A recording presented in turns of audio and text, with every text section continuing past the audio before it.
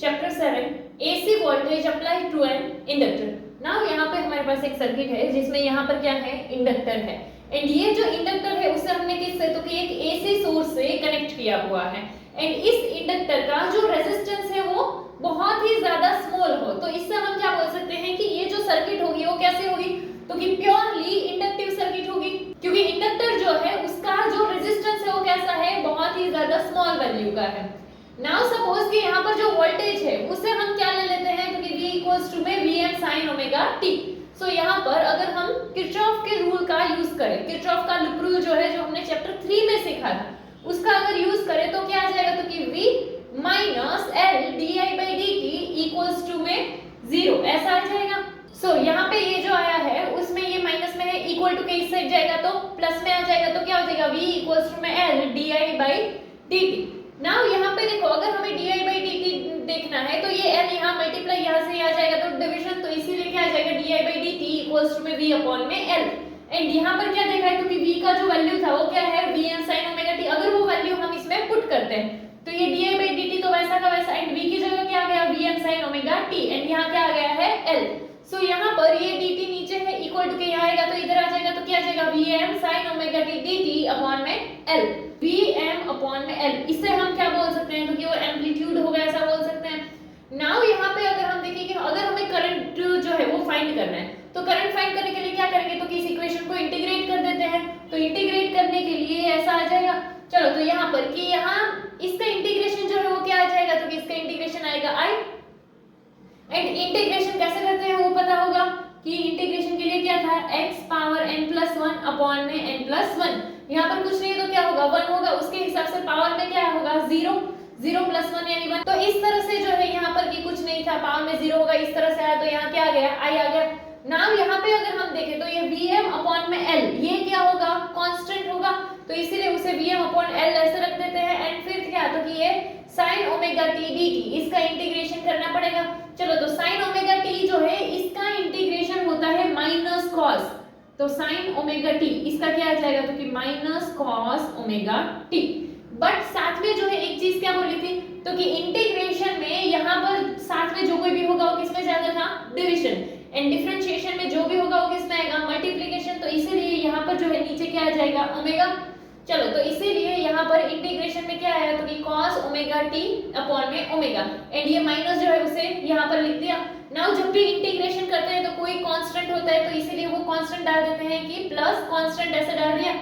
Now यहाँ पे अगर हम ऐसा देखें कि ये जो है सपोज कि t इक्वल्स टू 0 टाइम पे करंट का वैल्यू क्या हो जाए 0, तो इसीलिए यहाँ पर जो है ये I की जगह पर क्या आ जाएगा 0, एंड ये जो है हमारा ये पूरा टर्म भी क्या आ जाएगा 0 हो जाएगा, क्योंकि टाइम जो है वो कौन सा, तो कि 0 टाइम पे ले रहे हैं तो बचेगा क्या, तो कि ये कांस्टेंट, एंड वो कांस्टेंट अगर यहाँ आया तो इससे हम क्या बोल सकते हैं कि कांस्टेंट का वैल्यू जो होगा वो क्या होगा 0 होगा, तो फिर वो कांस्टेंट लिखने की जरूरत नहीं है। तो क्या आ जाएगा, तो कि I इक्वल्स टू में माइनस Vm अपॉन में ये दोनों L omega and cos omega t।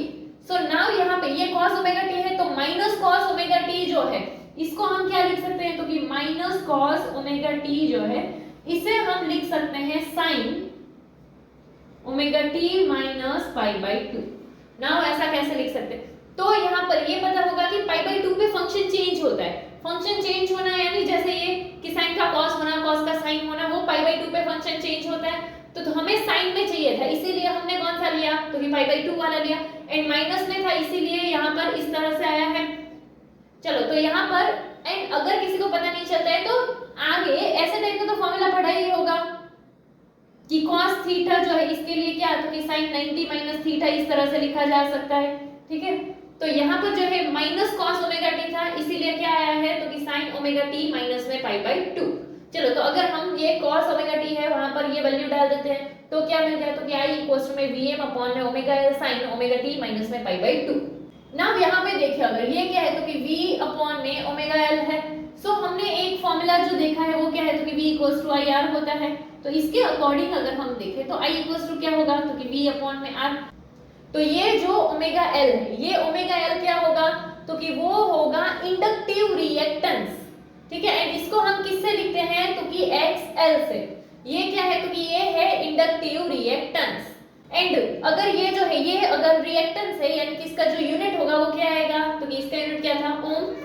जिस तरह से रेजिस्टेंस जो है वो करंट को लिमिट करता है प्योरली रेजिस्टिव सर्किट में, वैसे ही इंडक्टर भी करंट को रेजिस्ट करता है प्योरली इंडक्टिव सर्किट में। एंड ये हम क्या बोल सकते हैं कि जो इंडक्टिव रिएक्टेंस है वो डायरेक्टली प्रोपोर्शनल होगा इंडक्टेंस एंड फ्रीक्वेंसी से। XL इक्वल्स टू में क्या है ओमेगा L। तो यहाँ पे ये जो है किसके डायरेक्टली प्रोपोर्शनल है, तो फ्रीक्वेंसी एंड ये क्या है इंडक्टेंस। L जो था वो क्या था, सेल्फ इंडक्टेंस था, तो उसके हिसाब से हम क्या बोल सकते हैं कि ये जो इंडक्टिव रिएक्टेंस है वो फ्रीक्वेंसी एंड इंडक्टेंस से डायरेक्टली प्रोपोर्शनल होगा। नेक्स्ट, तो यहाँ पे एसी सोर्स के लिए वोल्टेज एंड करंट जो है वो कैसे होंगे, तो कि वोल्टेज जो हमें मिला वो क्या है Vm sin omega t and जो करंट मिला है वो क्या है Im sin omega t minus pi by 2। सो यहाँ पे क्या है ओमेगा t एंड यहाँ पे क्या है omega t minus pi by 2, यानी कि 90 जितना पीछे है। सो यहाँ पे क्या है, तो कि करंट जो है वो वोल्टेज से कितना, तो कि पाई बाई 2 जितना पीछे होगा। तो ये जो है करंट I एंड V, ये जो है उसके लिए फेजर डायग्राम दिया हुआ है। एंड अगर हम यहाँ पर देखें तो करंट I जो है वो क्या है, तो कि पाई बाई 2 जितना पीछे है वोल्टेज से। तो यहाँ पे जो करंट I है, मतलब कि ये जो फेजर है वो ये वोल्टेज से कितना 90 डिग्री जितना पीछे है। देखो कि ये जो है अभी इसी क्वाड्रेंट में है एंड यहाँ पर वोल्टेज है, तो दोनों के बीच में यहाँ पर ऐसा 90 डिग्री का एंगल बन रहा है, 90 का डिफरेंस है। तो हम ऐसा बोल सकते हैं कि करंट क्या है, तो कि 90 जितना पीछे है। एंड जब हम इसको काउंटर क्लॉकवाइज देखते हैं एंड इसका फ्रीक्वेंसी अगर ओमेगा है, तो उस टाइम पे वोल्टेज जो है वो क्या Vm sin ओमेगा t है एंड जो करंट है वो क्या Im sin omega t minus pi by 2। And उसके लिए ये ग्राफ है कि जो हमारा करंट है एंड वोल्टेज है उसके लिए काउंटर क्लॉकवाइज में अगर हम देखें तो ये करंट जो है वो 90 डिग्री जितना पीछे है। तो हमें इस टाइप का ग्राफ मिलेगा कि देखो यहाँ से ये वाला जो है वो क्या है करंट का है एंड ये जो है वो किसका है वोल्टेज का है, पाई बाई 2 जितना पीछे है। इसका मतलब क्या होगा, तो कि जो साइकिल है उसका t/4 पार्ट जितना है, यानी कि जैसे अगर हम यहाँ पर ऐसे देखें तो यहाँ 0 pi by 2 pi 3 pi by 2 2 पाई इस तरह से है। तो पाई बाई 2 यानी कि तो कि t/4 जितना पार्ट जो है वो आएगा साइकिल का। एंड यहाँ पे जो है ये एंगल दिए हुए हैं, यहाँ पे क्या होगा 0 एंड यहाँ पर जो है वो क्या होगा पाई बाई 2, यहाँ पे पाई है। देन ये वाला जो पॉइंट है यहाँ पर क्या होगा 3 पाई बाई 2 एंड यहाँ पे क्या है 2 पाई। हमने इससे पहले जो रेजिस्टर वाला देखा था उसमें जो याद रखने वाली चीज थी वो क्या था, तो कि उसमें दोनों सेम फेज में थे, यानी कि कोई भी एंगल डिफरेंस नहीं था। तो उसके लिए जो फेजर डायग्राम रेजिस्टर के लिए आता था वो क्या था कि अगर ये वोल्टेज है तो यहाँ पर ही ऐसे करंट मिलता था। वही चीज सेकंड हम किसके लिए देख रहे हैं इंडक्टर के लिए, तो उसके लिए क्या आ रहा है, तो कि करंट 90 जितना पीछे है, वोल्टेज जो है वो क्या आगे है। तो यहाँ पर जैसे ऐसे 90 है, यहाँ पर ये क्या होगा करंट एंड ये क्या होगा वोल्टेज। ये दोनों चीजों को याद रखने की जरूरत है। तो रेजिस्टर वाले में तो हमें करंट भी क्या मिला था, तो कि वो क्या था Im sin ओमेगा t, यहाँ पर पीछे है इसलिए क्या आया Im sin omega t minus pi by 2। Next, now इसमें अगर हम पावर देखते हैं, करंट जो है वो वोल्टेज से पाई बाई 2 जितना पीछे है। पाई बाई 2 यानी क्या, तो कि 1/4 ऑफ टाइम पीरियड, यानी कि जो टोटल साइकिल का टाइम पीरियड है उसका 1/4 पार्ट जितना है, ठीक है, यानी कि क्या t/4। सो अगर हमें इसके लिए पावर फाइंड करना है तो पावर का फॉर्मूला क्या है कि P इक्वल्स टू में IV। सो I का वैल्यू अगर हम पुट करें तो I का वैल्यू क्या था Im sin omega t minus pi by 2 and V का वैल्यू क्या था Vm sin ओमेगा t। इससे पहले हम ऐसा लेकर आए थे कि minus Im cos omega t, ये क्या था, तो कि Im sin omega t minus pi by 2 ऐसा था। सो यहाँ पर जो ये sin omega t minus pi by 2 है उसकी जगह पर हम ये लिख सकते हैं, तो उसकी जगह पर ये लिख दे तो क्या आ जाएगा minus Im cos omega t। इससे पहले अभी जो डेरिवेशन देखा था उसी में हमने ये चीज देखी है। देन यहाँ पर जो है v का वैल्यू पुट करा है Vm sin ओमेगा t, वो तो वैसा का वैसा। चलो सो यहाँ पर Im एंड Vm इसको अगर हम यहाँ पर ले लेते हैं तो बच्चा क्या, तो कि ये आया cos ओमेगा t एंड ये है sin omega t। So cos omega t and sin omega t ये एक फॉर्मूला से मैच कर रहा है। वो फॉर्मूला है हमारा sin 2 थीटा का फॉर्मूला। sin 2 थीटा का फॉर्मूला क्या होता है, तो कि 2 sin थीटा cos थीटा, ये sin 2 थीटा का फॉर्मूला है। तो यहाँ पे थीटा जो है वो हम क्या ओमेगा t ले लेते हैं कि यहाँ पर जैसे cos theta and sin theta, उसी हिसाब से cos omega t and sin omega t आ जाएगा। बट यहाँ पर क्या है 2, तो 2 इसमें नहीं है, तो एक काम करते हैं ऊपर और नीचे दोनों में क्या कर देते हैं 2 से इंटू कर देते हैं। नीचे इंटू क्यों कर रहे हैं, ताकि यहाँ कुछ नहीं है तो 1 तो होगा ऐसा सोच के ऊपर और नीचे दोनों को 2 से इंटू कर देते हैं, तो अब ये क्या बन जाएगा, ये Im एंड Vm, इसको ऐसे ही रखते हैं। तो ये देखो अभी ये क्या बन गया, तो ये 2 sin थीटा cos थीटा, वो ऐसा बन गया। तो अब फॉर्मूला के हिसाब से क्या रख सकते हैं, sin 2 थीटा। तो यहाँ पर क्या आ जाएगा, sin 2 एंड थीटा जो है वो हमने क्या लिया था यहाँ पर ओमेगा टी, तो इसलिए क्या आ गया sin 2 ओमेगा टी, एंड ये नीचे जो 2 था वो वैसा का वैसा। तो हमें पावर इस तरह से मिल सकता है। ये जो है वो क्या था, इंस्टेंटेनियस पावर था। नाउ अगर हम देखते हैं average power, so average power के लिए क्या कर देते हैं, तो कि ये जो है ये हमने देखा था ना, कहीं पर भी अगर एवरेज ढूंढना हो तो इस टाइप से हम सिंबल कर देते हैं। तो एवरेज पावर के लिए क्या हो जाएगा, तो कि पहले तो ये Im Vm एंड 2 ये तो कांस्टेंट है, तो इसीलिए उसको रख देते हैं। एंड यहाँ पर क्या आ जाएगा sin 2 ओमेगा टी। तो sin 2 ओमेगा टी का अगर हम एवरेज देखें तो sin 2 ओमेगा टी का एवरेज आएगा 0, एंड जब 0 पे इसके साथ इंटू होगा तो फाइनल आंसर क्या आ जाएगा 0। सो हम क्या बोल सकते हैं कि जो एवरेज पावर होगा एक कंप्लीट साइकिल के लिए वो क्या हो जाएगा, 0 हो जाएगा।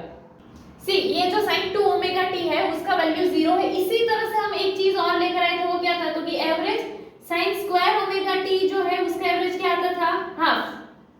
तो उसी तरह से ये sin 2 ओमेगा टी है, इसका जो एवरेज आएगा वो क्या है, 0। एंड इसके अलावा अगर sin की जगह तुम्हें कहीं cos दिया है, cos 2 ओमेगा टी, तो वो भी क्या होता है, 0। एंड यहाँ पर भी जैसे अगर तुमको cos स्क्वायर ओमेगा टी का एवरेज है तो वो भी क्या आता है, हाफ। तो यहाँ पे sin 2 ओमेगा टी का 0 हो गया, 0 के साथ इनटू क्या आ गया, 0। एवरेज पावर एक कंप्लीट साइकिल के लिए हमें क्या मिल रहा है, 0 मिल रहा है इंडक्टर में। बट अगर हम इसको ग्राफ के हिसाब से देखें तो देखो यहाँ पे पावर के लिए क्या है, तो कि IV है। तो ये जो है अगर हम इसको अलग अलग के हिसाब से देखें, जैसे यहाँ पर ये जो है ये कितना है, तो कि यहाँ पर आ जाएगा π/2, ये है पाई, यहाँ पर क्या होगा 3π/2 एंड यहाँ पर क्या है 2π। सो यहाँ पे होगा क्या, तो कि देखो इतने वाले में अगर हम देखें तो V क्या है, पॉजिटिव, एंड I क्या है, नेगेटिव। पॉजिटिव एंड नेगेटिव जो पावर मिलेगा वो क्या होगा, ये इस वाले के लिए, इस रीजन के लिए जो पावर होगा वो क्या होगा, नेगेटिव होगा, क्योंकि पॉजिटिव इंटू नेगेटिव जो है उसके हिसाब से क्या आ जाएगा, नेगेटिव। अगर इस वाले के लिए देखें तो V क्या है, पॉजिटिव, एंड I भी क्या है, पॉजिटिव। पॉजिटिव पॉजिटिव क्या हो जाएगा, पॉजिटिव। तो यहाँ पर जो है इसके हिसाब से ये एक पूरा जो है वो तो 0 हो गया, कि जितना प्लस है उतना क्या होगा, माइनस।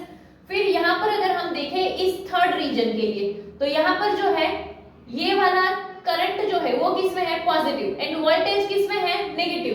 तो एक जो है वो पॉजिटिव एंड एक जो है वो नेगेटिव, तो पॉजिटिव नेगेटिव क्या हो जाएगा, नेगेटिव। इसीलिए यहाँ पर जो पावर का वैल्यू आएगा वो क्या होगा, नेगेटिव। फिर ये वाले में देखेंगे तो करंट भी नेगेटिव एंड वोल्टेज भी नेगेटिव, नेगेटिव नेगेटिव क्या हो जाएगा, पॉजिटिव। तो ये जितना पॉजिटिव है उतना यहाँ पे क्या है, नेगेटिव। तो ये प्लस माइनस, माइनस के हिसाब से 0 हो जाएगा, एंड यहाँ पर भी सेम चीज हुआ, प्लस माइनस, माइनस के हिसाब से 0 हो जाएगा। तो इस तरह से अगर ग्राफ से भी देखो तो भी पता चल जाएगा कि जो कंप्लीट साइकिल के लिए पावर आएगा वो क्या आ जाएगा, 0 आ जाएगा। जैसे अगर हम इतने रीजन के लिए देखें तो इतने रीजन के लिए पावर यहाँ से यहाँ क्या आ रहा है, तो कि नेगेटिव। फिर यहाँ से अगर हम देखें तो ये रीजन के लिए क्या आया, पॉजिटिव। फिर यहाँ पर ये जो है फिर से क्या आया था, नेगेटिव, एंड ये रीजन के लिए क्या आया, पॉजिटिव। तो ये पॉजिटिव नेगेटिव गया, यहाँ पर भी पॉजिटिव नेगेटिव चला गया। तो इसीलिए जो है यहाँ पर एवरेज पावर जो है वो क्या हो जाएगा, 0।